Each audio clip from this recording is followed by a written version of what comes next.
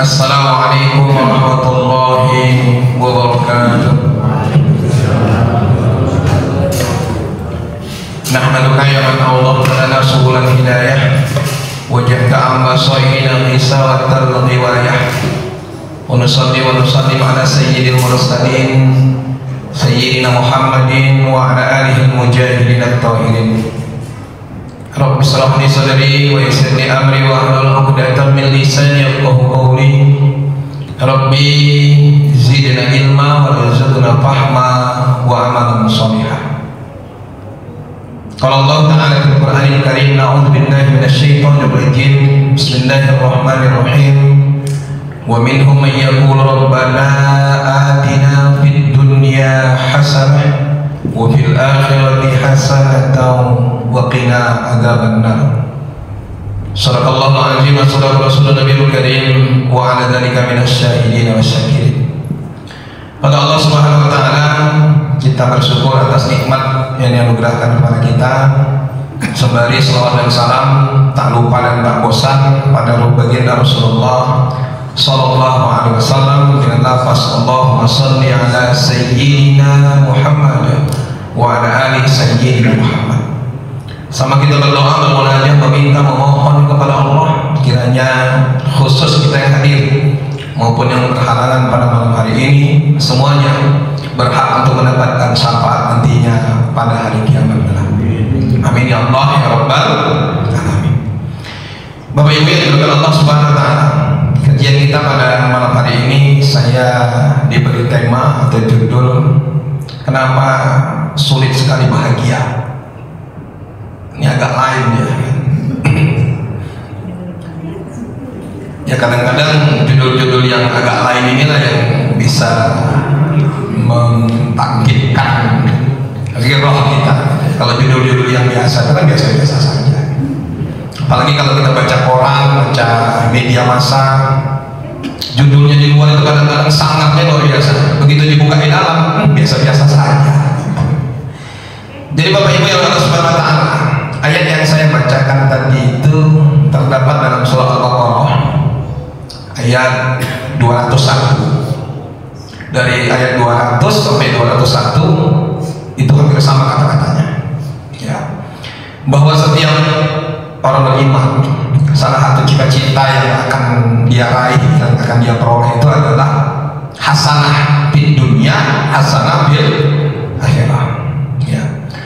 Hasanah di sini maknanya luas, bisa itu kebahagiaan, kebaikan, bahkan nanti sampai klimaksnya itu adalah kesuksesan. Tidak hanya sukses di dunia, tapi di akhirat.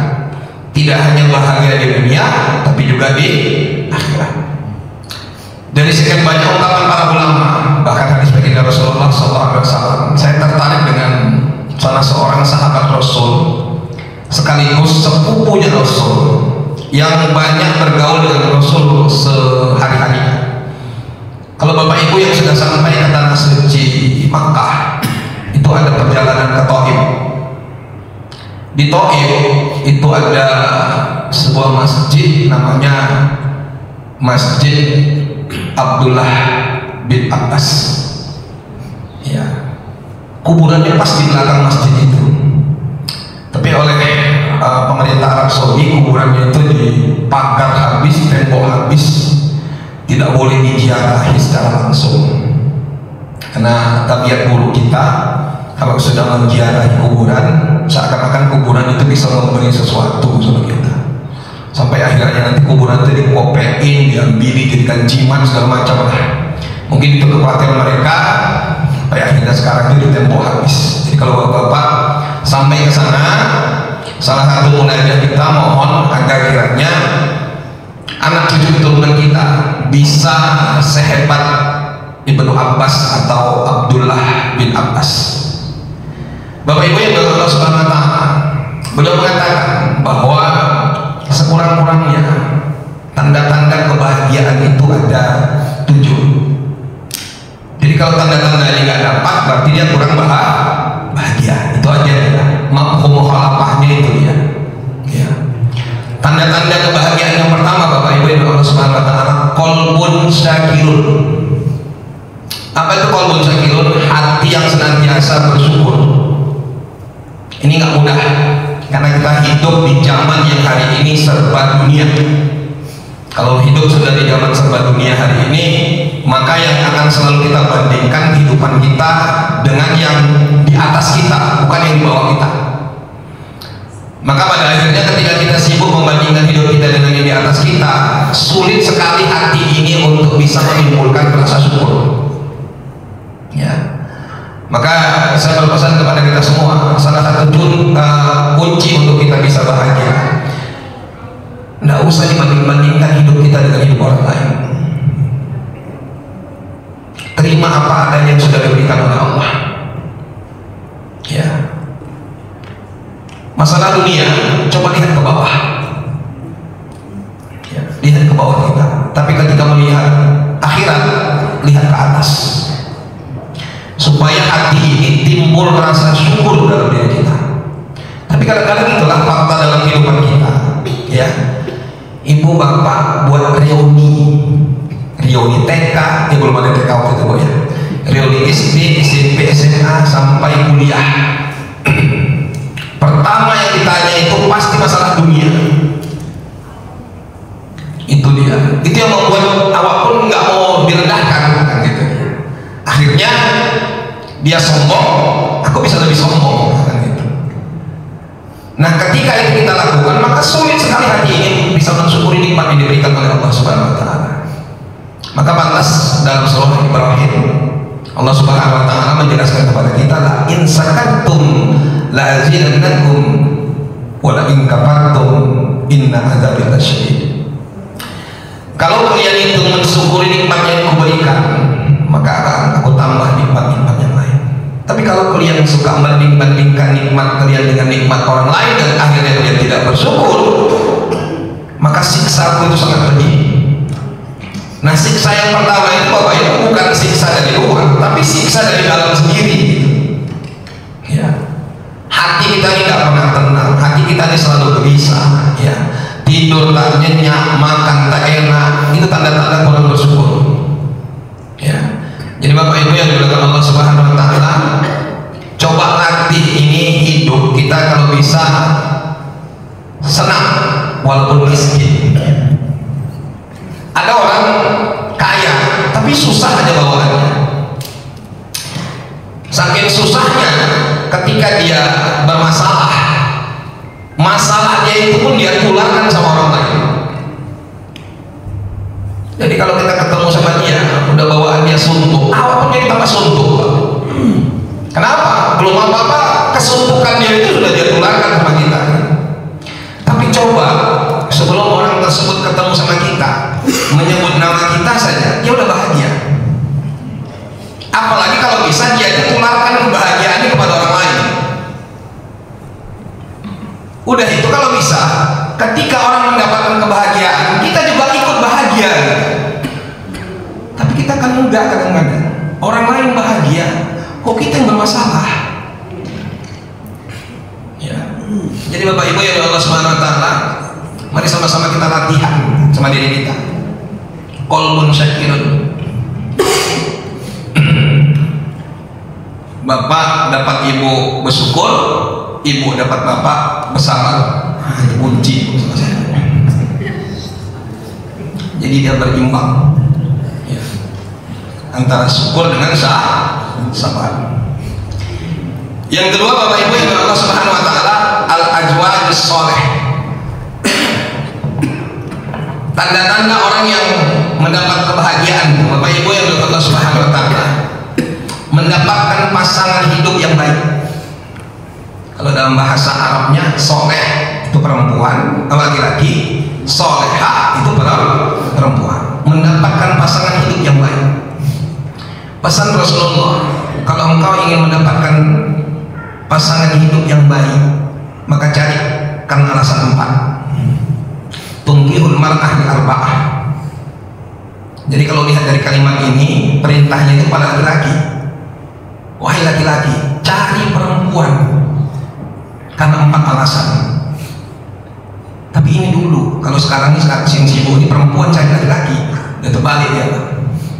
Jadi pada dasarnya itu perempuan itu pasif, bukan aktif. Yang aktif itu laki-laki. Maka perintah Rasulullah, cari pasangan hidupmu perempuan itu karena 4 alasan. Yang pertama, lijamaliha, cari karena wajah. Ya, apapun ceritanya wajah itu punya pengaruh. Cari karena wajah. Supaya kalau bapak ketika bawa ibu undangan ditanya orang, siapa itu pak? Siapa itu pak? Bapak bisa jawab, this is my wife.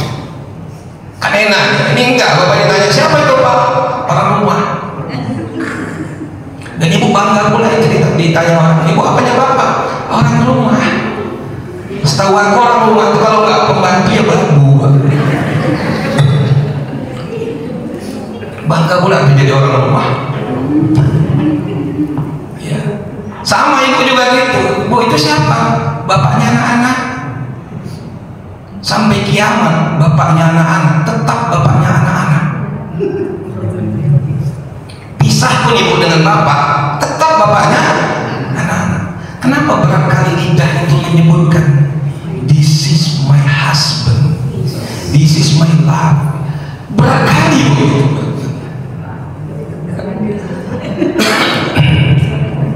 Jadi itu perintah Rasulullah, cari karena wajah. Tapi standarnya ukurannya itu ukuran mata kita. Ukuran mata kita sebelum pakai kacamata. Karena kalau saya pakai kacamata beda lagi pandangannya. Ya. Jadi perlu itu. Ya, karena wajah. Makanya mohon maaf saya ketika kajian masalah imam yang paling afdal untuk imam sholat berjamaah, sampai nanti kerucutnya ya, dalam kitab Al-Bajuri dan Sarqawi, kitab fikih kedua itu disebutkan sampai nanti puncaknya ketika ada 2 orang calon imam yang pantas untuk jadi imam di depan itu, cari di antara keduanya itu yang paling ganteng. Sampai begitu pak, mana calon imam itu yang paling ganteng, maka dia lebih afdal jadi imam. Tentunya kalau cerita ganteng kan yang disurvei ibu-ibu itu. Ternyata setelah disurvei hasilnya sama. Sampai ini puncaknya, cari di antara keduanya siapa istrinya yang paling cantik. Nah, kalau ini kan bapak-bapak yang disurvei. Nah, jadi sampai ke sana. Jadi bapak ibu yang dibawa Allah Subhanahu Wa Taala, itu perintah Rasulullah. Alasan pertama ketika kalian itu mencari pasangan hidup itu karena wajah. Yang kedua, cari pasangan hidup itu kata baginda Rasulullah SAW 5 lihat, suka atau tidak suka. Alasan ketika mencari pasangan hidup itu karena harta.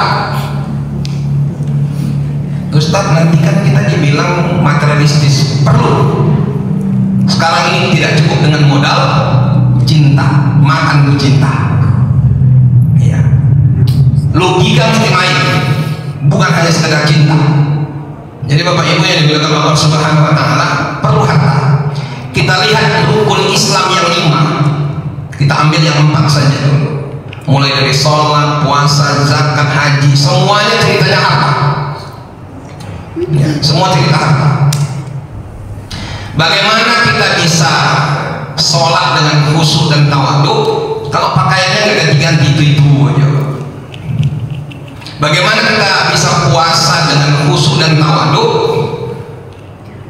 kalau jangankan kita makan sahur, buka aja nggak jelas? Maka kadang-kadang kan ada 3 model manusia ketika buka puasa. Pertama, si bapak nanya, "Bu, hari ini kita buka di mana?" Ini high class ini. Dia bukanya dari satu rumah makan, dari hotel ke hotel yang lain. Kalau sudah pertanyaannya, kita buka di mana?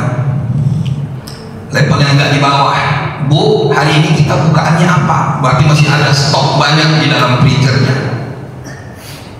Baru level yang paling rendah, "Bu, hari ini kita buka nggak ya Bu ya?" Nah, ini paling kiri ini dia, nggak jelas bukanya. Islam tidak menghendaki itu. Untuk bisa khusyuk dan tawaduk dalam beribadah, salah satu yang mensupport itu adalah kekayaan. Kalau ada yang menceritakan bahwa Rasulullah itu fakir miskin, salah total. Baca sejarah baik-baik.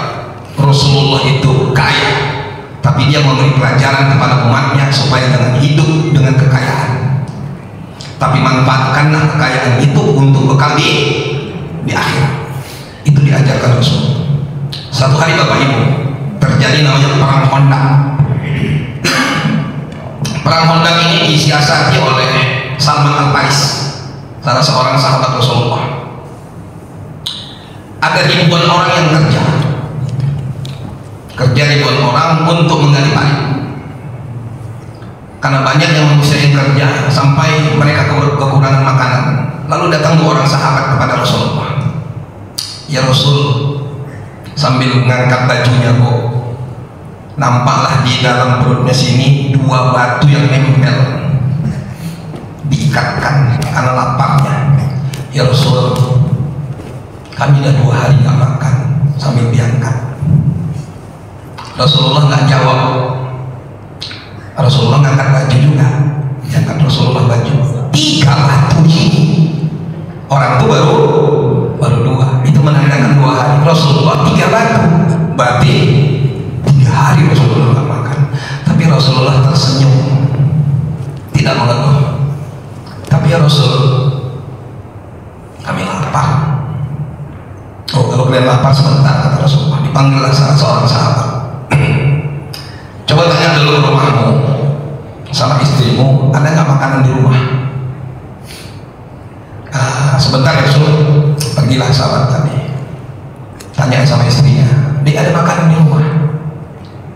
Kalau untuk 4-5 orang cukup nggak Bang? Ada, bisa. Siapa rupanya Bang yang mau makan? Rasulullah mau makan di rumah kita. Ambil sama Rasulullah. Kalau untuk 4-5 orang cukuplah makanan ini, tapi jangan lebih Bang ya. Untuk 4-5 orang. Pergilah sahabat tadi. Ya Rasul, kata istriku, kalau untuk makan 4-5 orang cukup ya Rasul. Tapi ada makanan di rumahku? Ada ya Rasul. Nah, kalau gitu bilang sama istrimu, siap-siap, kami akan datang. Sebelum sahabat ini berangkat menemui istrinya, Rasulullah berdiri. Wahai sahabat-sahabatku semua, yang ribuan orang tadi, wahai sahabat-sahabatku semua, kita diundang makan ke rumah sahabat kita ini. Oh, bencana kawan kita itu. Rasulullah ini mau mempermainkan aku, mau mempermalukan aku, kira-kira begitu dalam hatinya. Makanan hanya cukup 4 atau 5 orang, tapi kenapa semua diundang Rasulullah? Lagilah dia mengejar istrinya. Gawat nih, gawat kita ini. Gawat kenapa Pak? Tadi kan kau bilang makanan kita ini hanya cukup untuk 4 atau 5 orang.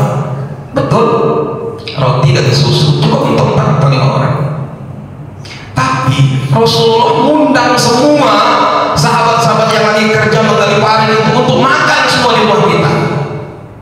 Gawat nih, malu kita nanti. Dengan apa kita menghidangkan? Sabar Bang. Ini salah satu pelajaran sama kita ibu-ibu. Kalau suami letih pulang kerja, ibu jangan merepek dulu, tenangkan. Tuh, ini enggak, suami capek kerja dari luar, belum lagi masuk rumah. Bang, anak kau tadi, halo, makin stres banget. Macam mana mau bahagia? Nyesal pulang cepat-cepat pulang ke rumah. Itu aku. Seharusnya dilayani dulu, ditenangkan, biar mandi, ganti pakaian, makan, baru ajak cerita. Abang tenang dulu. Apa Rasulullah hanya bilang begitu? Tidak sih. Kata Rasulullah, jangan kalian sentuh makanan itu sampai aku tiba di rumah. Udah Abang, tenang Abang. Berarti kuncinya jangan kita apa-apain makanan yang sedikit ini sampai Rasulullah datang. Begitu Rasulullah sampai, Rasulullah lah yang langsung membagi makanan tadi Pak. Roti yang tadinya cukup untuk 4 atau 5 orang cukup untuk ribuan orang. Susu yang tadinya hanya cukup untuk 4-5 orang cukup untuk ribuan orang. Apa yang kita lupakan? Rasulullah punya mukjizat. Satu, pelajaran yang paling penting, kalau Rasulullah mau kaya, Bapak Ibu, kecil kali sama Rasulullah itu kekayaan.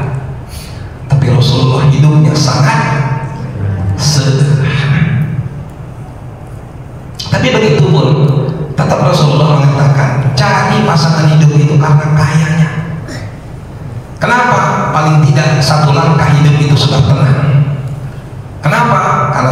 yang kaya. Nah, kalau bisa memang yang kurang-kurang kaya dapatnya ya yang kaya. Ini kadang-kadang yang kaya kawin sama yang kaya, miskin sama miskin. Yang terakhir mereka meneruskan generasi kemiskinan, miskin semua. Kalau bisa yang kaya sama yang miskin, yang kurang kaya sama yang miskin. Kan lama-lama hilang yang miskin. Tapi sama-sama juga kita berdoa Bapak Ibu. Salah satu tanda kiamat itu orang miskin udah nggak ada lagi. Ya, orang miskin udah hilang dan itu membahayakan sama kita. Jadi bersyukurlah kita sampai hari ini, ketika kita memberi masih ada yang mau menerima. Itu camkan sama kita baik-baik. Ketika kita memberi masih ada yang mau menerima.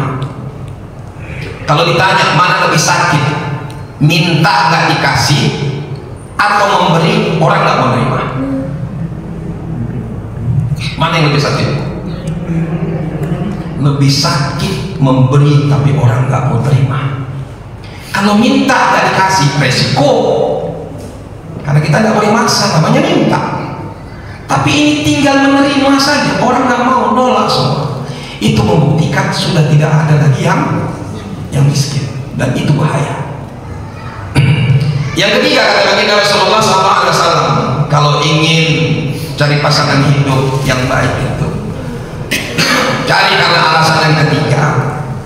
Apa alasan yang ketiga itu? Linasabiha, nasab, keturunan.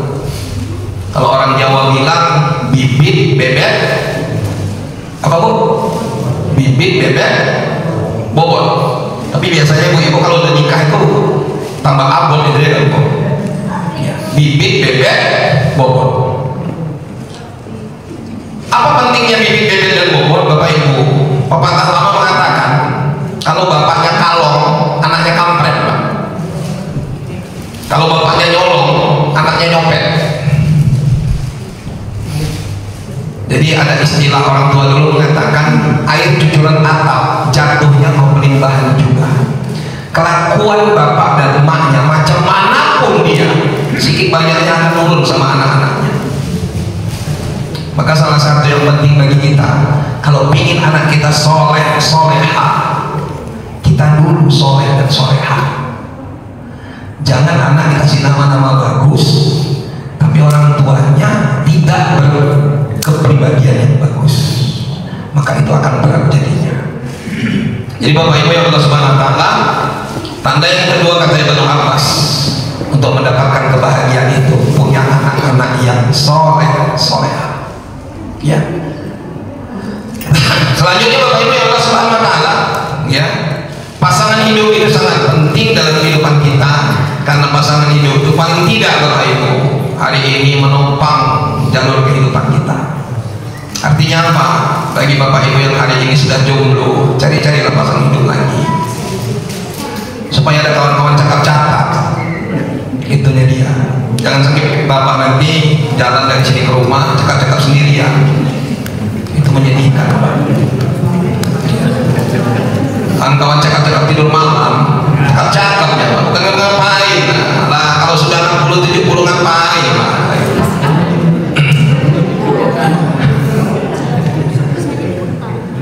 Dibilang pandangan hidup pun enggak lagi tuh. Jadi penting itu Bapak Ibu. Makanya Rasulullah itu perintahkan tetap cek pasangan hidup.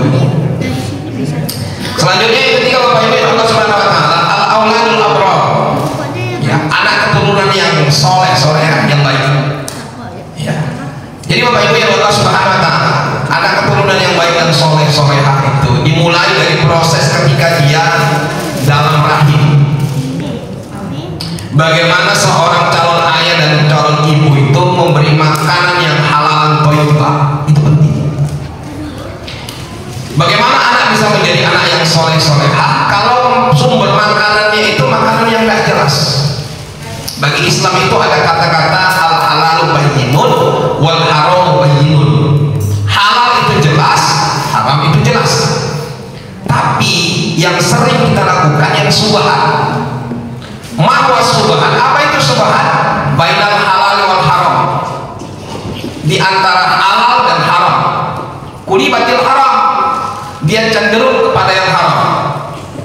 Kita bilang dia halal, nggak jelas kehalalannya. Kita bilang dia haram, tidak jelas keharamannya. Tapi lebih cenderung kepada yang haram. Itulah syubhat. Maka Bapak Ibu yang Allah Subhanahu wa taala, sampai kata Imam Ghazali, kehidupan kita hari ini semua tidak ada satupun yang betul-betul halal 100% di akhir zaman. Kalaupun ada yang halal 100%, hanya air hujan. Itu pun air hujan yang langsung kita minum dari langit begini. Kalau sudah jatuh ke atap rumah kita pun dipertanyakan, betulkah itu halalan thayyibah? Atau jangan-jangan hasil dari komisi yang kita berikan ke atap rumah? Wallahu a'lam. Tapi itulah salah satunya.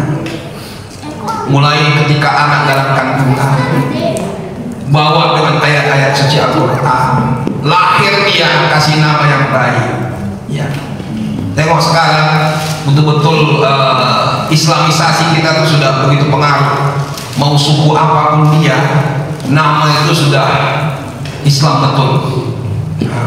Nggak macam dulu, kalau mendeling dulu, kalau nggak lokot, dapot, sangkot, lari-larinya ke situ-situ aja. Nggak kemana-mana, nggak jauh-jauh. Kalau Jawa, kalau perempuan tuh mini, tuh kiyel, itu bukan salah, artinya perubahan tadi ingin mendapat berkah. Ya, kalau laki-laki itu hijau, hijab, nggak jauh-jauh dari situ. Salah itu Ustaz? Enggak. Tapi dengan pengaruh islamisasi hari ini, Bapak Ibu, alhamdulillah, mau dia suku apapun, kalau dia sudah Islam, namanya itu diperbaiki. Karena nama itu doa. Itu paling penting sebenarnya. Ya, jadi anak adalah sumber kebahagiaan. Lelah dari luar, pulang ke rumah, hilang rasa lelah nampak anak-anak. Maka Bapak Ibu yang dimuliakan Allah Subhanahu wa taala, sama kita berdoa, mudah-mudahan anak cucu keturunan kita menjadi anak-anak yang soleh, solehah. Yang ketiga, Bapak, yang keempat, Bapak Ibu yang Allah Subhanahu wa taala, al-biyarus solehah, lingkungan yang baik. Lingkungan yang baik ini menjadi salah satu standar ukur sama kita untuk bisa kita itu hidupnya tenang, bahagia. Dulu orang-orang tua dulu, kalau dia mau meninggalkan rumah, kunci rumahnya itu dia titipkan kemana, Pak? Tetangga. Itu bukti bahwa tetangganya baik dan dia juga baik sama tetangga. Nah, kalau Bapak Ibu tinggal di komplek ini udah lah kan gitu. Di luar komplek ceritanya. Kira-kira kalau mereka titipkan kuncinya itu sama tetangga, berkurang nggak nanti apa yang ada di rumah itu? Allahu Akbar. Itulah hari ini. Ya. Karena salah satu penyakit hari ini yang sangat luar biasa itu adalah penyalahgunaan narkoba. Ya. Maka kalau ada anak yang kena, cepat jauhi, Pak. Jangan dibiarkan. Karena kalau sudah kena itu tidak bisa sembuh lagi. Saya dari 2008 aktif di Sibolangit Center. Kalau Bapak Ibu main ke Sibolangit Hilpak, sebelumnya itu ada Masjid Al-Kamar sebelah kiri, di depannya Sibolangit Center. Kami aktif di situ kadang-kadang kalau tidak Jumat, Ahad di situ sebagai rohaniawan. Ya, kita Sumatera Utara mulai dari tahun 2019 kita peringkat nomor 1 secara nasional. 2019, 2020 kita peringkat nomor 2, 2021, 22, 23 terus sampai hari ini, Pak. Kita tetap peringkat nomor 1. Kalau ada piala bergilir, kita sudah dapat 2 piala bergilir secara nasional dalam penyalahgunaan narkoba. Jadi Bapak Ibu yang Allah Subhanahu wa taala, salah satu hari ini yang membuat bingung mencari tempat yang aman, membuat rumah itu di luar dari komplek perumahan, salah satunya adalah penyalahgunaan narkoba. Maka betul Bapak Ibu, ketika Bapak Ibu sudah tinggal di komplek ini, jagalah ukhuwah di antara kita ini. Pertama, jaga ukhuwah. Yang kedua, ya, selain dari menjaga ukhuwah, sambung ukhuwah. Ini paling penting, Pak. Sambung ukhuwah. Karena umat Islam ini banyak hanya menjaga ukhuwah tapi tidak mau menyambung ukhuwah. Ya, bagaimana itu menjaga ukhuwah? Ya ini kegiatan kita, ada pengajian, ada sholat berjamaah. Ini kan menjaga ukhuwah. Tapi yang jauh lebih penting lagi bukan hanya sekedar menjaga ukhuwah, tapi menyambung ukhuwah. Bagaimana cara menyambung ukhuwah? Kalau ada saudara kita satu komplek ini yang tiba-tiba kumat penyakit mentalnya sehingga dia mengata-ngatai di masjid ini, lalu dia bersumpah tidak lagi mau ke masjid ini, tugas kita semua terkhusus pengurus coba datangi dia, lalu ajak kembali ke masjid. Jangan tunggu waktu mati nanti baru dia ke masjid, tapi sebelum mati dia ke masjidlah. Karena salah satu penyakit kita tidak pernah ke masjid, begitu datang ke masjid minta di depan imam. Itu penyakit Bapak Ibu. Kalau jarang-jarang ke masjid jadi makmum lah, udah mahir jadi makmum baru jadi imam. Ini makmum gak mau, imam gak bisa, ngeletak di depan imam. Udah itu awak kasih pertanyaan lagi, menurut Bapak Ibu sekalian bagaimana ini mayit? Nah, bikin kerjaan lagi. Apa jawab kita? Ya memang mayit gak ada yang gak baik Pak. Mayit sampai hari ini baik semua, karena gak ada yang nakal mayit itu, diam semua. Tapi kalau pertanyaannya bagaimana menurut Bapak Ibu ketika almarhum masih hidup?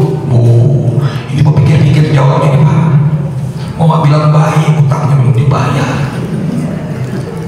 Mau bilang tak baik, familinya banyak di luar, aku pula nanti tak keluar, dilema sama kita. Yang kelima Bapak Ibu yang Allah Subhanahu wa Ta'ala, tanda-tanda kebahagiaan itu al-umrul barokah, ilmu yang berkah. Ya, nanti Bapak Ibu bisa buka dalam surah Yasin ayat 68. Allah mengingatkan sama kita di sana, wa man nu'amirhu nunakishu bil khalqi afala yaqilun.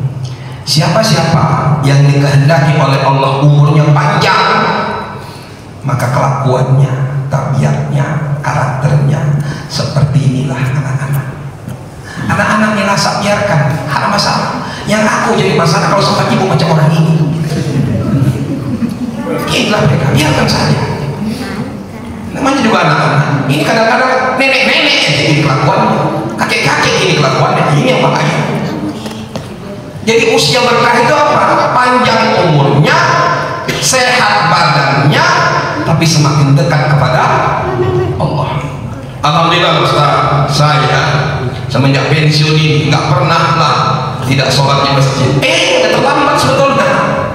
Baru kita sekolah pensiun baru bilang begitu. Ya. Tapi dari kata pepatah baru bilang ya daripada tidak sama sekali ini lebih bagus terlambat. Tapi dalam Islam bilang nggak begitu, udah terlambat itu. Kalau hitung-hitungan pahalanya rugi kita. Maka Bapak Ibu yang Allah Subhanahu wa Ta'ala, di usia 40 itu batasan dalam Islam disebut dengan syekh. Ya Bu ya. Mahwa syekh mambalagha umruhu arba'ina sanatan. Siapa itu syekh? Umurnya yang 40 tahun ke atas. Jadi kalau ada kita yang sudah di atas 40 dipanggil kawan, assalamualaikum ya syekh, kita terjemahkan Pak, assalamualaikum wahai orang tua. Bapak jangan GR kali kalau dipanggil syekh. Syekh itu artinya orang tua.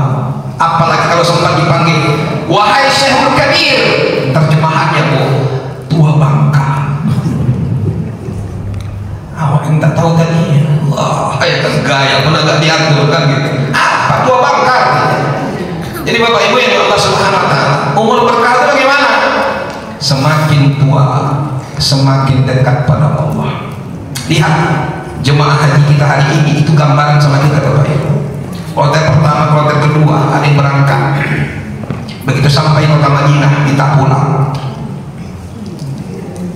Pikunnya sudah datang. Ada yang sendiri masuk hotel, diajak kawan-kawannya tak mau. Kenapa Bapak nggak mau masuk hotel? Tunggu anakku. Anaknya masih di tanah air. Berangkat haji enggak? Karena ketika mau berangkat dibilang sama ketua karomnya, bapak duluan, nanti anak bapak nyusul supaya dia mau berangkat. Betul ingat-ingatnya itu. Yang semalam yang agak parah lagi Pak, masih di asrama, udah ngamuk-ngamuk dia. Terakhir suami istri dipulangkan, nggak jadi berangkat. Umurnya belum pala tua. Nah tadi yang saya lihat nenek-nenek umur 107 tahun, semangat dia. Ketika diwawancarai, apa dia bilang? Sudah 13 tahun saya menantikan melaksanakan ibadah haji. Saya mau menikmati semua proses. Ya Allah, itu menunjukkan umur berkah. Yang keenam, Bapak Ibu Allah Subhanahu Wa Taala, tafakuh fiddin. Tanda hidup bahagia itu semakin tua, semakin dalam mempelajari agama. Jadi Bapak Ibu, kalau tadi tanda-tanda perintah Rasulullah mencari pasangan hidup itu tadi baru 3 saya sebutkan. Yang terakhir Bapak Ibu kata Rasulullah, kalau tidak dapat karena rupanya, tak dapat karena keturunannya, tidak dapat karena hartanya, cari alasan keempat, lidiniha, cari karena agama. Bapak Ibu tidak usah khawatir, agama ini mencukupi semua. Anak saya yang pertama tamat dari tahfiz Quran, Darul Quran. 2 tahun lalu dibawanya kawannya ke rumah orang Tanjung Bali. Postur tubuhnya lebih kecil dari dia, dari anak saya tadi. Tamat. Begitu tamat langsung diterima di Polda Sumatera Utara. Jalur prestasi hafiz Quran. Di tahun itu juga saya diminta mengisi taraweh di rumah Kapolda. Karena Kapolda kita yang lalu yang muslim itu alumni pesantren. Diminta saya untuk ceramah tapi pakai kitab, tidak boleh cerita ceramah gitu-gitu saja. Ada kitabnya panduannya. Hadirlah saya di sana Bapak Ibu. Yang nyambut polisi-polisi muda yang umurnya 18, 19, 20 tahun yang baru selesai pendidikan, masih bengkok-bengkok satu semua, dan semuanya habis Quran. Malu saya di hadapan mereka, masih muda-muda habis Quran, polisi muda. Awalnya tua, jangan ke 30, sudah 30 pun nggak apa-apa. Diulang-ulang, ada pada mereka. Jadi Bapak Ibu tidak usah khawatir dengan agama. Ya. Kalau kita mendahulukan agama dalam hidup, yakinlah Allah pasti akan mendahulukan kita. Cuma masalahnya kita tidak yakin. Kalau nanti belajar agama, anak mau makan apa? Ya makan nasi lah. Kan nggak juga mungkin makan batu, tetap makan nasi Pak. Itu yang kita pikirkan. Kalau kau nanti kawin sama Ustaz, Ustaz, ya Allah. 2016 aku berangkat haji Bu. Ya, jumpa ke kawan-kawan waktu itu saya karom membawahi sekitar 43 orang. Kawan satu kamar ada 8 orang. Karena mereka tahu saya Ustaz, sampai ada yang bilang sama saya begini, ya waktu itu dia belum pensiun Bapak itu. Ustaz berapa lah gajinya ya? Ya Allah, dalam hatiku 10 kali kontak. Sekarang dia udah pensiun Bu, aku belum. Jangan sepede sama agama. Kalau engkau tolong agama Allah ini, yakin Allah pasti akan tolong engkau. Apa saja akan ada jalan keluar diberikan oleh Allah Subhanahu Wa Taala. In tansurullah wa yansurkum wa yusabbih aqdamakum. Inna ma'al usri, yakin itu Bapak Ibu. Yang terakhir Bapak Ibu yang Allah Subhanahu Wa Taala, al-malu halalan thayyiban. Yang membuat hidup ini bahagia Bapak Ibu, sumber harta yang kita dapati itu betul-betul halal, hati itu pun tenang. Nah, ini dia. Tenang, ya, tidur itu pun nyenyak. Karena salah satu tanda bahagia itu Pak, tidur itu nyenyak. Tuh, kalau Bapak Ibu masuk rumah sakit, besoknya dokter datang nanya, pertama yang ditanya oleh dokter, gimana tidurnya tadi malam Bu? Alhamdulillah Dok, nyenyak, sehat, cepat pulang. Nggak bisa tidur tadi malam Dok. Dekat lagi malaikat zolim juga di situ-situ. Hal yang paling mudah dalam hidup ini tidak butuh modal, kan tidur. Nggak butuh modal gitu. Cuma satunya modalnya ngantuk, itu pun nggak bisa kita lakukan. Itu tanda kita tidak bahagia, Bapak Ibu. Ngisi saya subuh, lihat ada bapak-bapak di atas beca bisa nyenyak tidurnya, padahal tidak ada atap, ngorok lagi. Ya Allah, awak ada pakai AC, spring bed, geser sana, geser sini, nggak bisa tidur nyenyak. Libur semalam yang 2 hari itu, saya pulang kampung, Bapak Ibu. Kampung saya di Tebing Tinggi. Ada tutur uang saya, umurnya 83 tahun, tapi tutur uang saya manggilnya 83 tahun. Kata mak saya, uang itu kalau sudah ngaji di perwitan kami, duduknya istiqomah, nggak mau lasak. Kalau udah diam-diam aja dia dengerin kaji sampai habis, nggak macam kita geser sana, bentar lagi geser sini, panjangkan sana, ini lagi, nggak bahagia itu. Gelisah aja bawaan hidup, tanda-tanda badan juga nggak sehat. Untuk duduk diam pun payah kali, udah angkat sini, angkat sana, waduh, baik. Sampai nanti selesai pengajian baru aja beranjak. Awak beranjak juga, mulailah yang inilah enak. Ya Allah. Jadi Bapak Ibu, sebenarnya bahagia itu mudah, tinggal kembali kepada kita. Pertama, syukuri nikmat Allah Subhanahu wa Ta'ala. Yang kedua, pasangan hidup yang baik. Kalau hari ini pasangan hidup saya tak baik, Ustaz, apa mesti saya ganti? Enggak, bukan itu. Doakan supaya dia menjadi orang yang baik.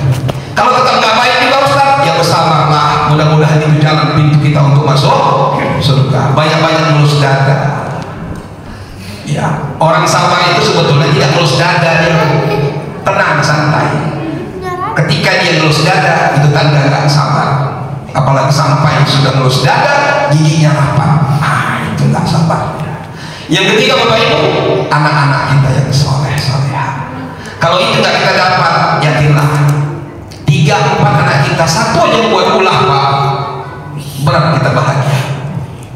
3 kita lupakan, yang satu itu yang jadi pikiran. Padahal kalau hitung-hitungannya biarkan aja lah hilang yang satu, masih ada yang lain. Tapi kita sebagai orang tua gak bisa begitu. Satu aja bermasalah, malah itu yang jadi pikiran kita. Tetangga, alhamdulillah Bapak Ibu tinggal di komplek, sama-sama kita berdoakan. Mudah-mudahan baik itu tetangga kita sesama muslim ataupun tidak, semua itu tetangga-tetangga yang lain. Selanjutnya, umur kita berkah. Salah satu tanda umur berkah itu, isilah terus dengan pengajian-pengajian. Pesan saya, Pak, kalau sudah tua, tidak usah banyak-banyak lagi berjalan-jalan. Karena kalau banyak jalan-jalan, ibu udah tua, udah 60, 70, kemana pun ibu dibawa, pasti cuma satu kerjaan ibu, tidur. Pulang ketemu sama cucu, cuman nenek tadi jalan-jalannya, naik pesawat enak, rupanya tidur. Jalan-jalan itu apapun ceritanya, Pak, enaknya waktu masih muda, Pak, jalan-jalan. Jadi mata kita masih gini, menikmat.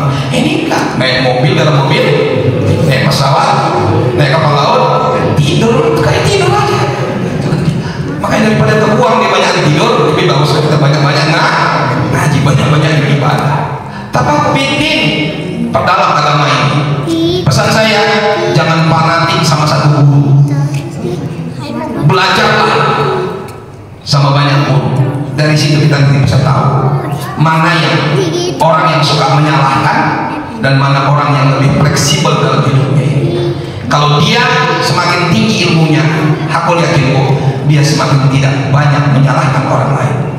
Tapi ketika dia masih banyak menyalahkan orang lain, itu perlu dipertanyakan keilmuannya. Yang terakhir, Bapak Ibu, al-malul halal. Kalau kita yakin harta yang kita dapat itu sumbernya halalan thayyibah, insya Allah hidup kita ini akan bahagia. Tapi kalau tidak dapat itu, kapanpun hidup kita ini akan menjadi sengsara karena tidak mendapatkan kebahagiaan hidup dari sumber harta yang halalan thayyibah. Sebelum ditutup, kalau masih ada yang mau ditanya, saya persilahkan Bapak Ibu.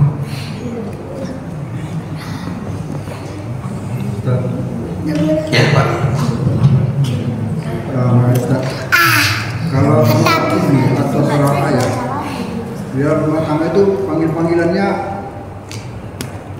Misalnya ibunya bilang ayah kan, atau papa, si ayahnya juga mama, itu boleh nggak itu?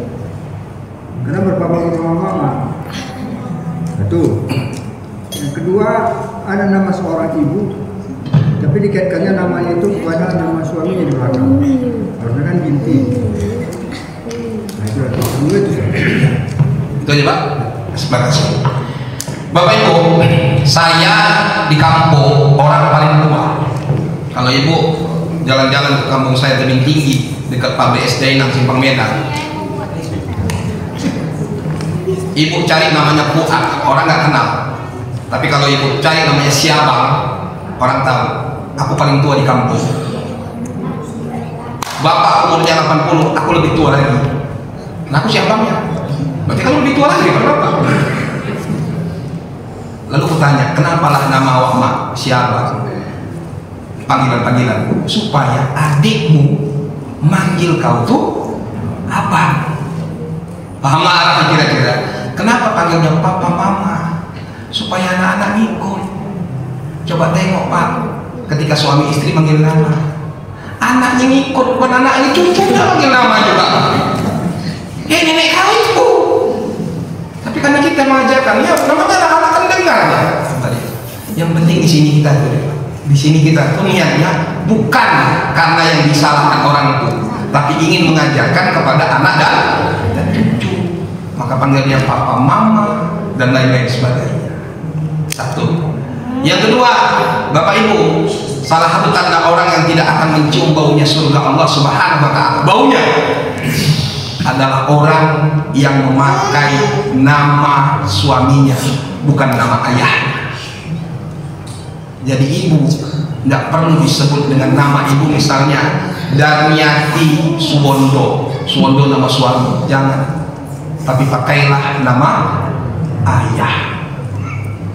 Karena apapun ceritanya, sampai kiamat ibu nggak akan pernah dipisahkan dari ayah, tapi dari suami. Begitu suami ibu bercerai dengan suami, cerai hidup ataupun cerai mati, akan hilang nama itu.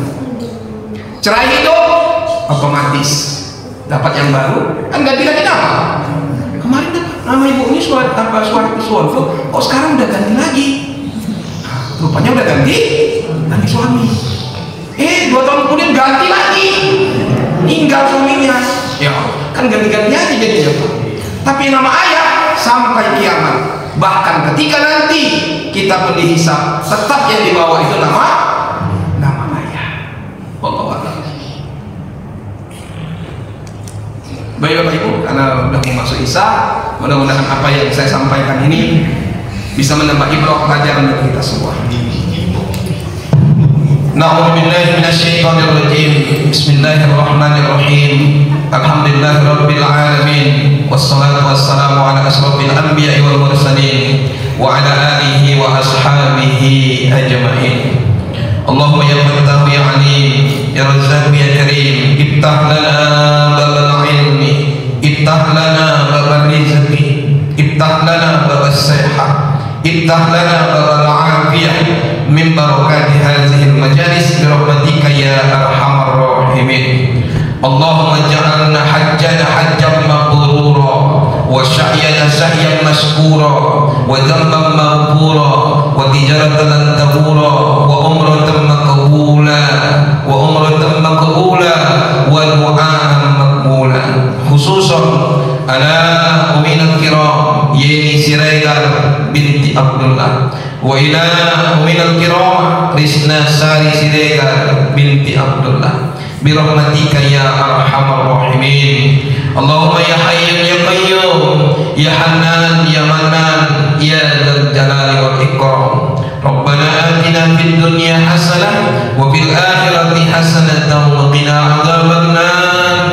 Walhamdulillahi rabbil alamin. Taqabbalallahu